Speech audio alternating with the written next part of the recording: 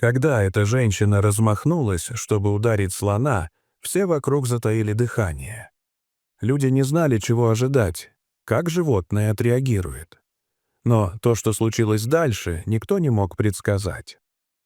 Анну Таварес всегда называли «необычной женщиной». Она родилась в 1966 году в одной из самых тихих и незаметных деревень штата Минас-Жерайс в Бразилии. Среди зеленых холмов, скалистых троп и старых деревьев, куда редко заглядывала цивилизация. В детстве Анна не мечтала стать знаменитой. Ее миром была земля, по которой она бегала босиком, небольшая ферма, на которой работал ее отец, и яркие обрывки разговоров на местном диалекте, которые сливались с пением птиц по утрам. Из всех животных она сильнее всего тянулась к тем, кого почти никогда не видела — слонам.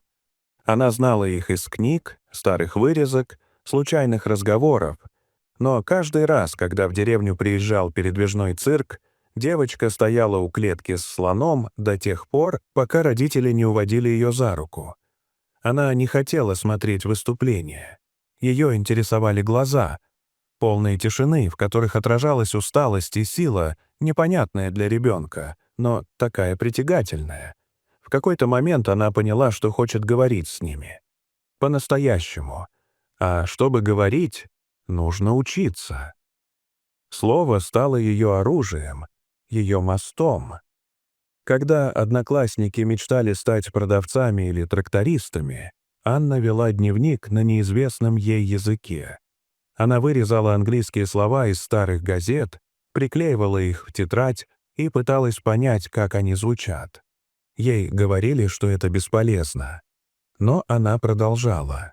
В 17 лет, после нескольких лет тяжелой работы, помощи от соседей, сбора каждой монеты и бесконечных попыток объяснить родным, зачем ей это, Анна уехала. Она оказалась в Канаде, среди стеклянных зданий, чужих лиц и улиц, где никто не знал ее имени. Она поступила на языковые курсы и параллельно работала. Убирала номера в гостиницах, мыла посуду, делала все, что могли предложить без опыта. Первые месяцы были как погружение под воду. Все глушило, все давило. Но именно тогда она научилась не сдаваться. Постепенно язык стал ее союзником. Сначала простые фразы, потом статьи, потом университет.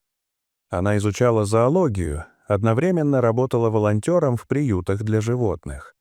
Именно там, на одном из семинаров, она впервые увидела кадры, снятые скрытой камерой на юге Азии. Слонов били, приковывали цепями, заставляли подчиняться при помощи боли. Она смотрела, не отрываясь, ощущая, как внутри все ломается. Эти кадры не отпускали ее ни днем, ни ночью. Она знала, ее место не здесь. Она должна вернуться. Бразилия встретила ее иначе, чем раньше. Теперь она видела вещи, которые раньше не замечала. Как животных используют ради шоу, как слоны, привезенные из других стран, вынуждены выступать, не имея даже нормальной пищи, как туристы смеются, пока живые существа страдают. Она устроилась работать гидом в одном из популярных туристических лагерей. Это был ее способ оказаться ближе, понять, увидеть все изнутри. И то, что она увидела, оказалось еще ужаснее, чем на видео. Слонов били острыми крюками по ногам, наказывали за малейшую ошибку, кормили испорченным кормом. Они не сопротивлялись, они просто смирялись. Тогда Анна поняла, смотреть больше нельзя. Нужно действовать. Она начала с разговоров с владельцами, пыталась договориться, купить хотя бы одного слона, перевести в более безопасные условия. Большинство смеялись ей в лицо, другие злились, но некоторые слушали. Ей удалось найти союзников, ветеринаров, активистов, зоологов. Вместе они начали проект, в который почти никто не верил.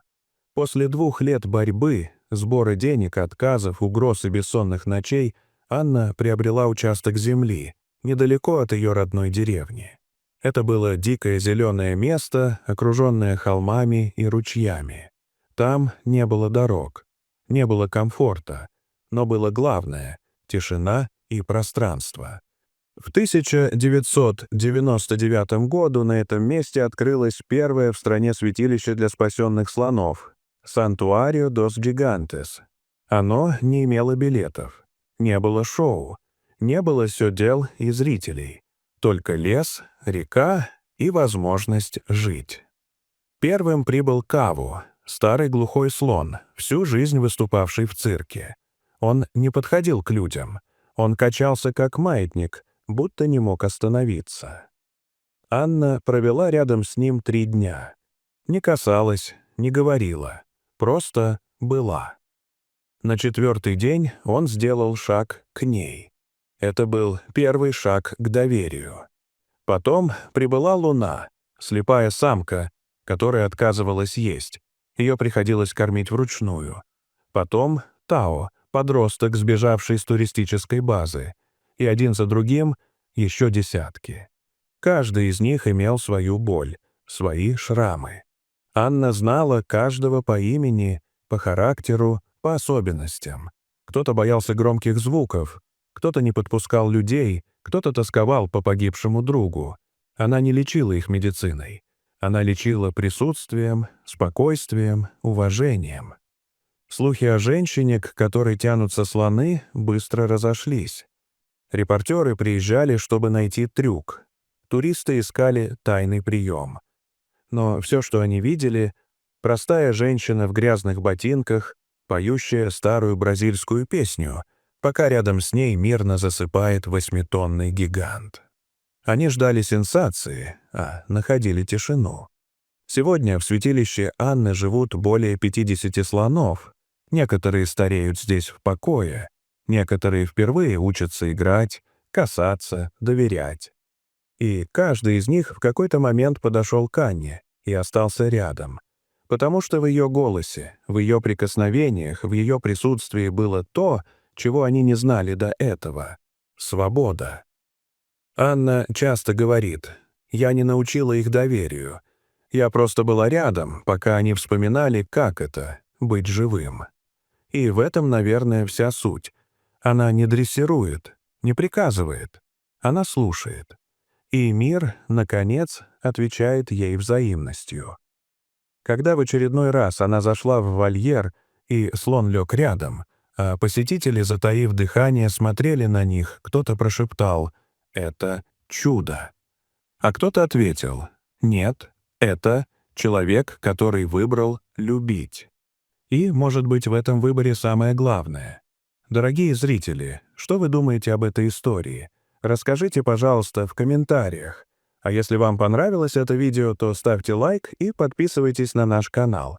До свидания.